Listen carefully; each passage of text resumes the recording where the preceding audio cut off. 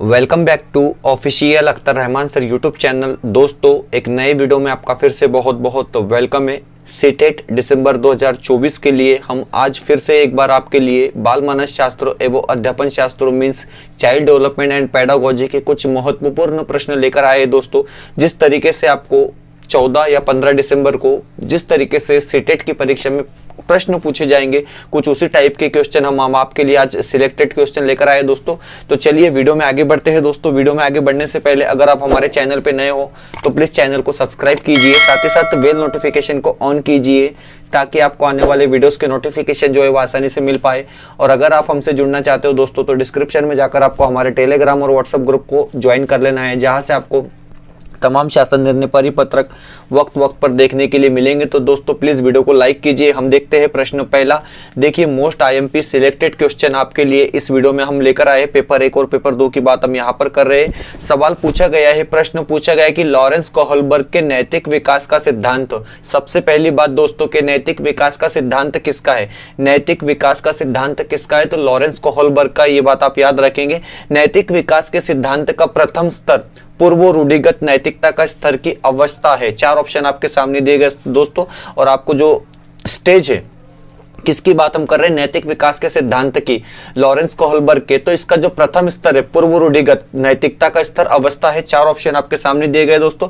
सार्वत्रिक नीतिपरक सिद्धांत उन्मुखता, साधनात्मक सापेक्षवादी उन्मुखता, सामाजिक अनुबंधन उन्मुखता या फिर उत्तम लड़का अथवा लड़की बनने की उन्मुखता। देखिए दोस्तों, प्रथम स्टेज की बात हम यहां पर कर रहे हैं। ओके, प्रथम स्तर की बात हम यहां पर कर रहे हैं दोस्तों। तो यहां पर हमारा जो सही जवाब होगा वो होगा साधनात्मकता सापेक्षवादी उन्मुखता। साधनात्मक सापेक्षवादी उन्मुखता जो है हमारा यहाँ पर सही जवाब रहेगा दोस्तों। अगले क्वेश्चन की तरफ बढ़ते हैं। प्रश्न क्रमांक 2। देखिए दोस्तों, प्रश्न क्रमांक 2 यहाँ पर पूछा गया है।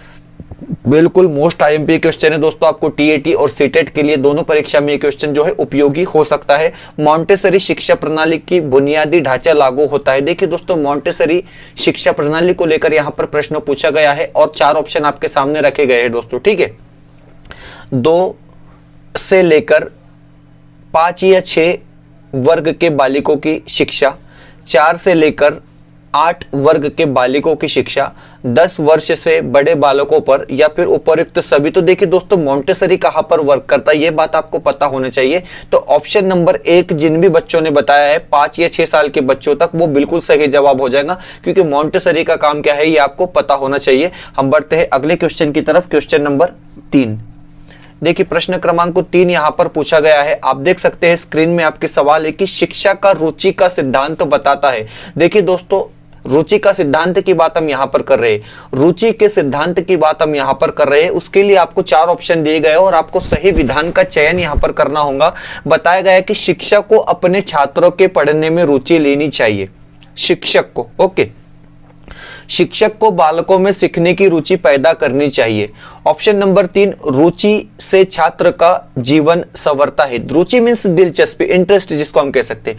छात्रों के जिस कार्य को रुचि नहीं होती है वह उसे मन लगाकर नहीं करते। तो देखिए दोस्तों, 4 ऑप्शन आपके सामने दिए गए और जहां पर रुचि की बात हो रही है, जहां पर दिलचस्पी की बात हो रही है, इंटरेस्ट की बात हो रही है दोस्तों, तो बिल्कुल ऑप्शन नंबर 4 आप देखेंगे कि इसके लिए जो है वो सही जवाब यहां पर रहेगा कि छात्रों को जिस कार्य में रुचि नहीं होती उसे वे मन लगाकर नहीं करते। ये बात 101% दोस्तों जो है वो सही है। मतलब ऑप्शन नंबर 4 जो है, क्योंकि मेरा इंटरेस्ट हो या आपका इंटरेस्ट हो, अगर किसी चीज में हमारा इंटरेस्ट नहीं होता है दोस्तों तो हम उस काम को मन लगाकर कभी नहीं कर सकते। ऑप्शन नंबर 4 जो है हमारा वो बिल्कुल राइट आंसर यहां पर रहेगा। हम बढ़ते हैं अगले क्वेश्चन की तरफ। Question number 4। देखिए, प्रश्न क्रमांक 4 यहां पर पूछा गया है कि राष्ट्रीय शिक्षा नीति। अब सबसे पहली बात दोस्तों, आपने एक प्रश्न और यहां पर बनता है कि राष्ट्रीय शिक्षा नीति कब लागू की गई थी। तो 1986 आपने ये याद रखना है कि राष्ट्रीय शिक्षा नीति का वर्ष कौन सा है। तो 1986 ये आपने याद रखना है कि मुख्य विशेषता है। देखिए, राष्ट्रीय शिक्षा नीति एक 1986 की मुख्य विशेषता क्या है, इस तरीके से प्रश्न यहां पर पूछा गया है। समानता के लिए शिक्षा, अल्पसंख्यकों के लिए शिक्षा, अनुसूचित जातियों के लिए शिक्षा या फिर उपरोक्त सभी। तो देखिए दोस्तों, राष्ट्रीय शिक्षा नीति 1986 की बात हम यहाँ पर करते हैं तो इसके अंतर्गत समानता के लिए शिक्षा आ जाता है, इसके अंतर्गत अल्पसंख्यकों के लिए शिक्षा आ जाता है दोस्तों, इसके अंतर्गत अनुसूचित जातियों के लिए शिक्षा आ जाता है। बिल्कुल ऑप्शन नंबर 4 जो है हमारा वो समान विशेषता जो है 1986 राष्ट्रीय शिक्षा नीति की विशेषता है दोस्तों यहाँ पर कहलाएंगी। ऑप्शन नंबर 4 जो है हमारा बिल्कुल राइट आंसर यहाँ पर रहेगा। हम बढ़ते हैं अपने अगले क्वेश्चन की तरफ, क्वेश्चन नंबर 5। देखिए प्रश्न क्रमांक 5 आपके सामने इस तरीके से यहां पर रखा गया है कि जटिल समस्यात्मक। जटिल का मतलब क्या होता है? जटिल का मतलब होता है जिसमें समस्या निर्माण होती है बालक को। ब्रैकेट में दिया है, कौस में दिया गया दोस्तों, आप समझ सकते हैं। बालक के लक्षण कौन से है? देखिए जटिल बालक के लक्षण कौन से है या उन बच्चों के लक्षण कौन से जो समस्यात्मक होते हैं, जो प्रॉब्लम से जूझ रहे होते हैं, उन बालकों के लक्षण की बात यहां पर हो रही है। विशेष प्रकार की शारीरिक रचना, माता पिता का मानसिक असंतुलन, परोपकार व सहयोग की भावना या फिर सूक्ष्म चिंतन की ओर रुचि रखना। तो देखिए दोस्तों, जटिल बच्चे जो होते हैं, समस्यात्मक जो बच्चे होते हैं, वो कभी भी सूक्ष्म चिंतन की ओर रुचि नहीं रख सकते क्योंकि वो ऑलरेडी जो है समय या समस्या से जूझ रहे होते। माता पिता का कहीं से इसमें कोई रोल नहीं दिखाई देता है। बिल्कुल माता पिता वाला ऑप्शन नहीं होना चाहिए दोस्तों। ये तुक्का लगाने का भी एक सही तरीका होता है, जिस तरीके से हम ऑप्शन को यहाँ पर डायरेक्ट कट कर रहे हैं। और यहाँ पर बताया जा रहा है कि परोपकार व सहयोग की भावना रखना। तो देखिए दोस्तों, परोपकार बच्चे यानी दूसरे पर एहसान करना। परोपकार का अर्थ क्या होता है? दूसरे पर एहसान करना। ये बच्चे खुद ही संभल नहीं रहे दोस्तों, तो परोपकार भी ये नहीं कर सकते। तो ये तुक्का लगाने का भी एक सही तरीका हो जाता है। ऑप्शन नंबर 1 जो है बिल्कुल सही होगा कि विशेष प्रकार की शरीर रचना, इनके बारे में जो है वो सही जवाब यहां पर रहेगा दोस्तों। ऑप्शन नंबर 1 जो है हमारा राइट आंसर यहां पर हो जाएगा। हम बढ़ते हैं अपने अगले क्वेश्चन की तरफ, प्रश्न क्रमांक 6। देखिए प्रश्न क्रमांक 6 की तरफ हम बढ़ते हैं दोस्तों। यहां पर छठा सवाल पूछा गया है कि प्रश्न पूछा जा रहा है कि मानव संज्ञानात्मक सिद्धांत के अनुसार ज्ञान। देखिए दोस्तों, संज्ञानात्मक सिद्धांत के अनुसार ज्ञान क्या है, इस तरीके से प्रश्न आपको पूछा गया है। कई बार क्या होता है कि शॉर्ट में जो है एग्जाम क्वेश्चन दिया जाता है दोस्तों, हम लोग उसको समझ नहीं पाते, इस वजह से हमारे आंसर जो है वो कई बार गलत हो जाते हैं। यहां पर आपको बताया गया है कि संज्ञानात्मक सिद्धांत के अनुसार, आप किसके अनुसार देख रहे हैं? तो आप संज्ञानात्मक सिद्धांत के अनुसार ज्ञान को देख रहे हैं, नॉलेज को देख रहे हैं दोस्तों। ज्ञान का मतलब ही नॉलेज होता है। तो यहां पर बताया गया है केवल व्यक्ति में होता है। देखिए दोस्तों, केवल नहीं हो सकता, क्योंकि केवल होता है मतलब सिर्फ व्यक्ति में होता है। केवल समाज में होता है, तो देखिए दोस्तों यहां पर बताया जा रहा है कि सिर्फ समाज में होता है, सिर्फ व्यक्ति में होता है। एक या दोनों में होता है, यह स्पष्ट नहीं है। तो देखिए दोस्तों, ये व्यक्ति में भी होता है, ये समाज में भी होता है। तो मतलब इसके लिए हमारा जो जवाब होगा, जो आंसर होगा, वो 1 और 2 जो बिल्कुल सही आंसर यहां पर हमारा रहेगा कि मानव संज्ञानात्मक सिद्धांत के अनुसार ज्ञान जो है वो व्यक्ति में भी होता है और समाज में भी होता है। मतलब ऑप्शन नंबर 3 जो है हमारा वो बिल्कुल राइट आंसर यहां पर रहेगा। हम बढ़ते हैं अपने अगले प्रश्न की तरफ, प्रश्न क्रमांक 7। देखिए प्रश्न क्रमांक 7 यहां पर पूछा गया है कि प्रश्नोत्तर विधि में यह विचारणीय है कि। देखिए दोस्तों, बात हो रही है प्रश्नोत्तर विधि की। किसकी बात हो रही है? तो प्रश्नोत्तर विधि की बात हो रही है। उसमें क्या विचारणीय है, इस तरीके से यहां पर सवाल प्रश्न पूछा गया है। 4 ऑप्शन आपको दिए गए। पाठ्य पुस्तक के शब्द एवं वाक्यों का प्रयोग किया जाए, छात्रों को प्रश्न के उत्तर देने के लिए तैयार होने को कहा जाए, छात्रों को प्रश्न के उत्तर स्वयं सोचकर देने को कहा जाए, या फिर छात्रों को स्वैच्छिक उत्तरों पर आश्रित रहा जाए। तो देखिए दोस्तों, हम बात कर रहे हैं प्रश्न उत्तर विधि की, जहां पर छात्र आकलन कर सकते हैं, जहां पर छात्र सोच सकते हैं, अपना माइंड यूज कर सकते हैं, वो हमारा राइट आंसर हो जाएगा दोस्तों। तो यहां पर आप देख सकते हैं कि छात्रों को प्रश्न के उत्तर स्वयं सोचकर देने को कहा जाए, यह प्रश्नोत्तर विधि में विचारणीय है दोस्तों। तो ऑप्शन नंबर 3 जो है हमारा वो राइट आंसर यहां पर होगा। ऑप्शन नंबर 3 जो है बिल्कुल सही जवाब हमारा यहां पर रहेगा। हम बढ़ते हैं अगले क्वेश्चन की तरफ, क्वेश्चन नंबर 8। देखिए प्रश्न क्रमांक 8 यहां पर पूछा गया है कि बालक के मानसिक स्वास्थ्य के विकास के लिए पाठ्यक्रम कैसा होना चाहिए। ये चाइल्ड डेवलपमेंट एंड पेडागोजी का क्वेश्चन है दोस्तों। यहां पर सीधे सीधे पूछा जा रहा है कि बालक के मानसिक मतलब विद्यार्थी के, छात्र के मानसिक स्वास्थ्य के लिए पाठ्यक्रम कैसा होना चाहिए, मींस सिलेबस कैसा होना चाहिए, इस तरीके से प्रश्न यहां पर पूछा गया है। 4 ऑप्शन दिए गए। क्षमताओं में प्रतिकूल। तो देखिए दोस्तों, प्रतिकूल और अनुकूल में आपको फर्क होना चाहिए, क्योंकि यहां पर प्रतिकूल आ रहा है। प्रतिकूल मतलब नेगेटिव होता है और अनुकूल मतलब पॉजिटिव होता है दोस्तों। रुचियों के अनुकूल, ठीक है, यहां पर अनुकूल आ रहा है। तो ये अनुकूल प्रतिकूल एक दूसरे के विरुद्धार्थी शब्द है। अत्यंत सरल या फिर अत्यधिक बोझिल। तो देखिए दोस्तों, बोझिल भी नहीं हो सकता है। तो सीधी सी बात है ना कि बालकों के मानसिक स्वास्थ्य के लिए पाठ्यक्रम कैसा होना चाहिए, तो रुचियों के अनुकूल होना चाहिए। रुचियां मतलब बच्चों की दिलचस्पी के अनुकूल होना चाहिए, बच्चों इंटरेस्ट के अनुसार अनुकूल होना चाहिए। इस तरीके से यहां पर हमारा जवाब रहेगा ऑप्शन नंबर 2 जो है वो बिल्कुल राइट आंसर हमारा यहां पर रहेगा। दोस्तों अगले सवाल की तरफ बढ़ते हैं, सवाल नंबर 9। देखिए प्रश्न क्रमांक 9 यहां पर पूछा गया टर्मन को लेकर। आपने देखा महा टीएटी में भी या किसी भी टीएटी में आपको टर्मन को लेकर भी कई बार सवाल पूछा जाता है। पूछा गया है कि मनोविज्ञानी टर्मन ने बुद्धि को क्या कहा है। देखिए व्याख्या है, एक तरीके से डेफिनेशन है, एक तरीके से क्या है, ये डेफिनेशन है, परिभाषा है। हम परिभाषा यहां पर देखेंगे कि मनोवैज्ञानिक टर्मन ने बुद्धि को क्या कहा है। अब आपको मालूम होना चाहिए कि टर्मन ने बुद्धि को क्या कहा है। 4 ऑप्शन दिए गए, अमूर्त वस्तुओं के संबंध में चिंतन की योग्यता, सीखने या अनुभव का लाभ उठाने की योग्यता, अधिगम की योग्यता, या फिर सामान्य योग्यता एवं विशेष योग्यता समन्वय। तो देखिए दोस्तों टर्मन की जहां पर आप बात करेंगे, टर्मन का जहां पर भी आप जिक्र करेंगे तो आपको कहना है कि अमूर्त वस्तुओं के संबंध में चिंतन की योग्यता मतलब बुद्धि होती है। ऐसा किसने कहा है, तो टर्मन ने कहा है। बिल्कुल ऑप्शन नंबर 1 जो है हमारा वो राइट आंसर यहां पर रहेगा। ये बात आपने याद रख ली दोस्तों, क्योंकि ये चीजें भूलनी नहीं चाहिए, ये इंपॉर्टेंट चीजें हैं, ये परीक्षा के दृष्टिकोण से आपको बहुत महत्वपूर्ण चीजें हैं, ये चीजें आपको याद रखना है। हम बढ़ते हैं अपने अगले प्रश्न की तरफ।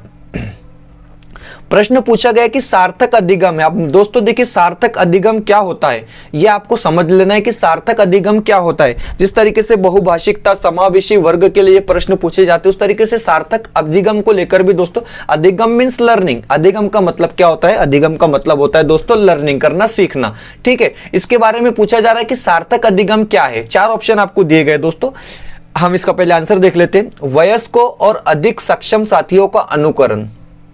ओके, ऑप्शन 2 में बताया गया है कि उद्दीपक तथा उत्तर के बीच युग्मन तथा सहचार्य। ऑप्शन नंबर 3 में बताया गया कि दी गई सूचना का निष्क्रिय ग्रहण करना, या फिर निजी अनुभव से ज्ञान की संरचनाओं का सक्रिय निर्माण करना, इसको सार्थक अधिगम कहते हैं। इस तरीके से 4 ऑप्शन आपके सामने है दोस्तों।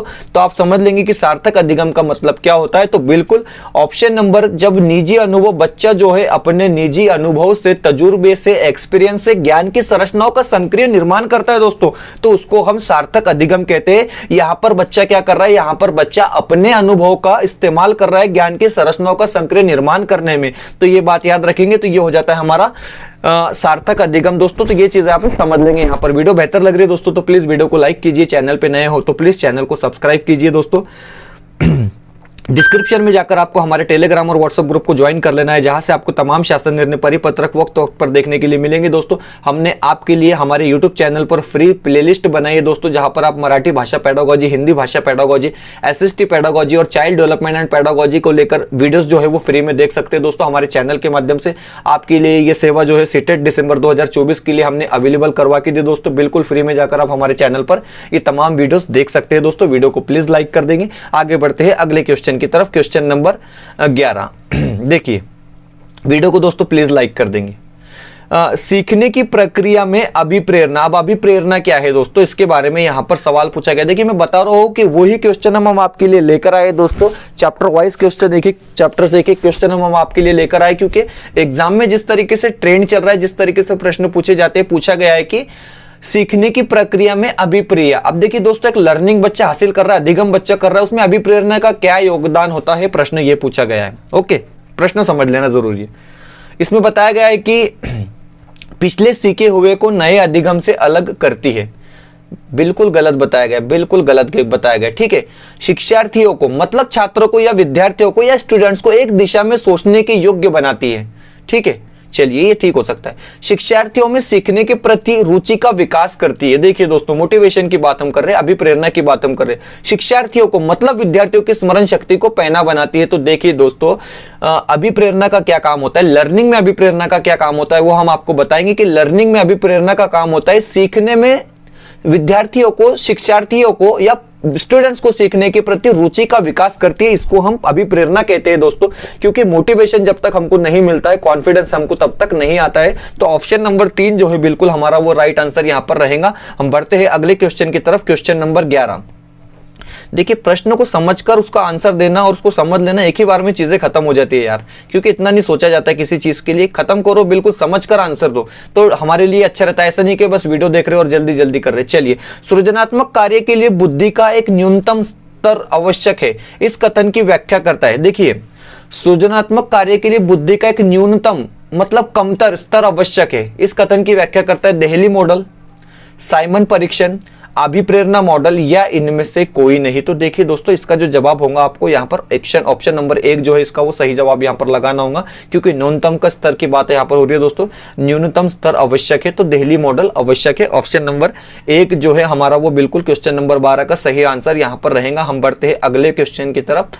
ये क्वेश्चन जो है थोड़ा सा डिफरेंट है दोस्तों, पारंपरिक ये क्वेश्चन नहीं है, ये क्वेश्चन थोड़ा सा डिफरेंट है। आप देखते आ रहे डिसकैलकुलिया मतलब गणित संबंधी विकार, डिसग्राफिया मतलब जिसको बोलेंगे आप लिखने संबंधी विकार, डिसलेक्सिया मतलब बच्चे को पढ़ने संबंधी विकार होता है दोस्तों। लेकिन यहाँ पर अलग तरीके से प्रश्न पूछा गया। प्रश्न देखकर ही आप समझ लेंगे कि बालक में मौखिक रूप से सीखने की अक्षमता, मौखिक रूप से यानी कोई बोल रहा है और वो सीखने की कौन सी अक्षमता, मौखिक यानी जबानी है ना, जिस तरीके से हम तोंडी परीक्षा कहते हैं, ओरल एग्जाम कहते हैं, उस तरीके से। तो डिसफेजिया, डिसकैलकुलिया, डिसग्राफिया या डिसलेक्सिया, यहाँ पर 4 ऑप्शन दिए गए दोस्तों। आपको मैंने बता दिया, क्योंकि गणित की बात तो नहीं हो रही है, गणित की बात नहीं हो रही है, यहाँ पर लिखने की बात नहीं हो रही है, यहाँ पर पढ़ने की बात भी नहीं हो रही है, यहाँ पर मौखिक रूप से सीखने की क्षमता की बात हो रही है दोस्तों। तो इसके लिए डिस्फेजिया जो है हमारा वो राइट आंसर रहेगा। ऑप्शन नंबर 1 जो है वो बिल्कुल सही जवाब यहाँ पर रहेगा दोस्तों, ऑप्शन नंबर 1। चलिए बढ़ते हैं अगले क्वेश्चन की तरफ। क्वेश्चन नंबर 14 देखिए, प्रश्न क्रमांक 14 यहां पर पूछा गया है कि बाल केंद्रित शिक्षा विधि का गुण है। तो देखिए दोस्तों, बाल केंद्रित शिक्षा विधि का गुण क्या है, इस तरीके से प्रश्न आपको यहां पर पूछा गया है। बालकों को कक्षा के केंद्र में स्थापित करके पढ़ाना। ओके, बालकों को उनकी आवश्यकता है वो रुचि के अनुकूल पढ़ाना। देखिए दोस्तों, अनुकूल जो है ये पॉजिटिव वर्ड है, एक बात याद रखेंगे आप, अनुकूल पॉजिटिव वर्ड है और प्रतिकूल जो है वो नेगेटिव वर्ड है दोस्तों। तो ये चीजें आपने कुछ चीजें बिल्कुल अनुभव, रुचि, अनुकूल, ये चीजें याद रखना है दोस्तों। बालकों को सिर पर बिठाना, अब देखिए ये जवाब हो सकता है कि आप सोच सकते हैं, डेफिनेटली जवाब नहीं होगा, कुछ ऑप्शन तो बेकार के दिए जाते।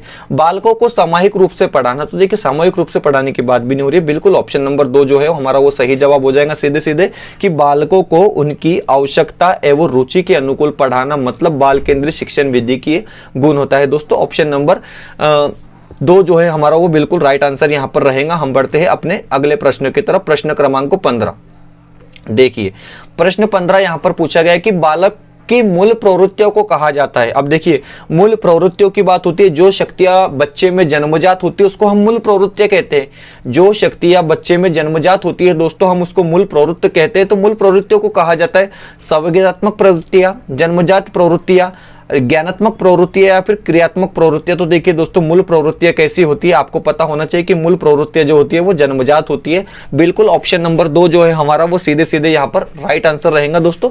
ऑप्शन नंबर 2 जो है वो बिल्कुल सही जवाब यहाँ पर रहने वाला है। हम बढ़ते हैं अपने अगले प्रश्न की तरफ। प्रश्न क्रमांक 16 देखिए, प्रश्न क्रमांक 16 यहाँ पर पूछा गया है कि शिक्षण में पाठ्यक्रम संबंधी क्रियाओं का प्रयोग। 4 ऑप्शन आपको दिए गए। अब आपने पाठ्यक्रम यानी सिलेबस में जो है क्रियाओं का प्रयोग किस तरीके से करना है, ये सवाल यहां पर पूछा गया है, ये प्रश्न पूछा गया है। शिक्षण को आसान बनाने के लिए किया जाता है, शिक्षण को रोचक, सुग्राह्य एवं प्रभावशाली बनाने के लिए किया जाता है, शिक्षण को आकर्षक बनाने के लिए किया जाता है, शिक्षण को सहायता देने के लिए किया जाता है। इस तरीके से यहाँ पर 4 ऑप्शन आपके सामने दिए गए दोस्तों। कई बार क्या होता है, लॉजिक लगा कर भी आप आंसर दे सकते हैं कि शिक्षण में पाठ्यक्रम संबंधी क्रियाओं का प्रयोग जो है वो रोचक, सुग्राह्य एवं प्रभावशाली बनाने के लिए किया जाता है। किसको? शिक्षण को। तो ऑप्शन नंबर 2 जो है हमारा वो बिल्कुल सही जवाब यहाँ पर हो जाएगा दोस्तों। ऑप्शन नंबर 2 जो है हमारा वो राइट आंसर यहाँ पर रहेगा। हम बढ़ते हैं अपने अगले प्रश्न की तरफ। चलिए, सवाल नंबर प्रश्न क्रमांक 17। प्रश्न क्रमांक 17 यहाँ पर देखेंगे हम, संवेगात्मक विकास का अनोखा काल है। देखिए दोस्तों, संवेगात्मक विकास का अनोखा काल कौन सा है, प्रश्न को समझिए आप। इसी तरीके के प्रश्न आपको एग्जाम में पूछे जाते हैं दोस्तों। 4 ऑप्शन दिए गए, शेष अवस्था, बाल्य अवस्था, युवा अवस्था, किशोर अवस्था। तो देखिए यहाँ पर प्रश्न पूछा गया है कि संवेगात्मक विकास का अनोखा काल है। तो देखिए दोस्तों, किशोर अवस्था इसका जवाब नहीं होगा। मुझे पता है कि आप लोग किशोर अवस्था बताएंगे, अनोखा काल की बात जहां पर आ रही है, लेकिन इसका जवाब होगा बाल्य अवस्था। ये बात को आप याद रख लेंगे कि संवेगात्मक विकास का अनोखा काल कौन सा होता है। तो संवेगात्मक विकास का जो अनोखा काल होता है दोस्तों वो बाल्य अवस्था होता है। ऑप्शन नंबर 2 जो है हमारा वो बिल्कुल सही आंसर यहां पर रहेगा। हम बढ़ते हैं अपने अगले प्रश्न की तरफ। प्रश्न क्रमांक 18। प्रश्न क्रमांक 18 पूछा गया है कि छात्रों को निरंतर आंतरिक आकलन होना चाहिए। देखिए बच्चों को क्या बता रहा है, स्टूडेंट्स का, विद्यार्थियों का निरंतर मतलब लगातार आंतरिक आकलन होना चाहिए। ये किस चीज को दर्शाता है? इस तरीके से प्रश्न यहां पर पूछे गए। यह अध्यापक को छात्र की प्रगति का ज्ञान कराएगा। ओके। छात्रों को व्यर्थ गतिविधियों से बचाएगा। ओके। छात्रों को अपनी कमजोरियों का ज्ञान होगा। ओके। शिक्षण प्रक्रिया सजीव रहेगी। तो देखिए दोस्तों, अगर आप बात करते हैं निरंतर आंतरिक आकलन की, तो इससे क्या होता है बच्चे का, आप लोगों को पता है कि बच्चा अपनी कमजोरियां खुद जान पाएगा ना। छात्रों को अपनी कमजोरियों का ज्ञान होगा, मतलब बच्चे अपनी कमजोरियां जो है निरंतर आकलन से उनको अपनी कमजोरियों का ज्ञान होता रहेगा। ऑप्शन नंबर 3 जो है वो बिल्कुल सही जवाब हमारा यहां पर रहेगा। दोस्तों बढ़ते हैं हम अपने अगले प्रश्न की तरफ। प्रश्न क्रमांक 19 देखिए, प्रश्न क्रमांक 19 यहां पर पूछा गया है कि समावेशी शिक्षा अपनी कक्षा में शामिल करती है। समावेशी शिक्षा को लेकर एक सवाल आपको पूछा जाएगा, एक प्रश्न आपको पूछा जाएगा पेपर 1 और पेपर 2 में। आपकी 2 की बात आप कर रहे हैं, चाइल्ड डेवलपमेंट एंड पेडागोजी की बात दोस्तों आप यहां पर कर रहे हैं। तो समावेशी शिक्षा अपनी कक्षा में क्या करती है? तो अपंग शिक्षार्थियों को समावेश करती है, नेत्रहीन शिक्षार्थियों को भी समावेश करती है और सामान्य शिक्षार्थियों को भी समावेश करती है। तो ऑप्शन नंबर 4 जो है इन सभी को हमारा सही आंसर यहां पर रहेगा। दोस्तों हम बढ़ते हैं अपने अगले प्रश्न की तरफ, प्रश्न क्रमांक 20। चलिए प्रश्न क्रमांक 20 की तरफ हम बढ़ते हैं। यहां पर आप देखेंगे कि शिक्षार्थी मतलब विद्यार्थी में शिक्षण अधिगम के सबसे अच्छी विधि है। देखिए दोस्तों, शिक्षार्थियों में शिक्षण अधिगम की सबसे अच्छी विधि कौन सी है? यहां पर आपको बताना है अज्ञात से ज्ञात की ओर, अज्ञात से अज्ञात की ओर, ज्ञात से अज्ञात की ओर, या फिर ज्ञात से ज्ञात की ओर। देखिए 4 ऑप्शन आपको दिए गए और आपको प्रश्न पूछा गया कि शिक्षार्थियों में शिक्षण अधिगम की सबसे अच्छी विधि कौन सी है। दोस्तों तो आपको पता होना चाहिए कि ज्ञात से अज्ञात की जो विधि है वो सबसे अच्छी विधि मानी जाती है। मतलब ऑप्शन नंबर 3 जो है हमारा वो बिल्कुल राइट आंसर यहां पर रहेगा। दोस्तों तो इस तरीके से, इस प्रकार हमने आज दोस्तों टॉप 20 सिलेक्टेड क्वेश्चन बाल मानस शास्त्र एवं अध्यापन शास्त्रों को लेकर, चाइल्ड डेवलपमेंट एंड पेडागोजी को लेकर देखे। दोस्तों जिस तरीके के प्रश्न आपको एग्जाम में पूछे जाते हैं, कुछ उसी तरीके के क्वेश्चन लाने का प्रयास हमने आज के इस वीडियो के माध्यम से किया है। दोस्तों वीडियो को प्लीज ज्यादा से ज्यादा शेयर करेंगे, वीडियो बेहतर लगी है तो प्लीज वीडियो को लाइक कीजिए।